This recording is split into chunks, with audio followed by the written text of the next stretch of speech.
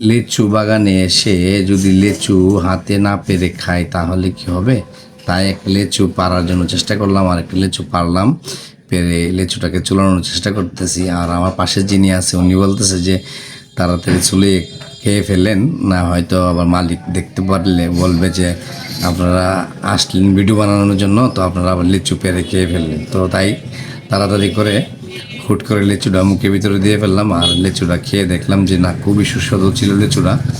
আসলে এই গাছ থেকে পেরে লিচু খাওয়ার মজাটাই আলাদা, আর ওইখানকার লিচুগুলো আসলে খুব সুস্বাদু, খুবই ভালো লাগছে। তো যাই হোক, সবাই ভিডিওটা কন্টিনিউ করবেন, তো সঙ্গে থাকেন। এত দাম চাইলে তাহলে লিচু নিমু কিভাবে? লিচু বাগানে অনেক লোক আসছে। কত টাকা? 450 কেজি। 450 টাকা 100 লিচুর দাম। তাহলে বাজারে একটু দেখি যে আমরা 350 টাকা করে খাইতেছে। হ্যাঁ, আমিও দেখছি বাজারে 350 টাকা করে চা। দাম বেশি, ওই যে আমরা আইসি নেওয়ার জন্য, সেই জন্য দাম বেশি। না এটা হইলো না, উনি আসলে তো বিয়াই এদিকে আসেন, আমরা ওই যে এদিকে দেখতেছি, আসেন। তো আমরা দেখতে পেতেছি ওইখানে লিচু বিক্রি করতেছে, তো একটু আমরা দেখবো, ওনাদের সাথে একটু কথা বলার চেষ্টা করবো, আমার সঙ্গে থাকেন।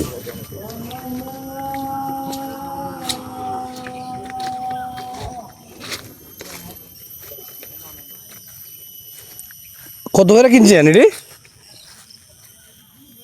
ভাই? কত করে কিনছেন? 450 করে 100।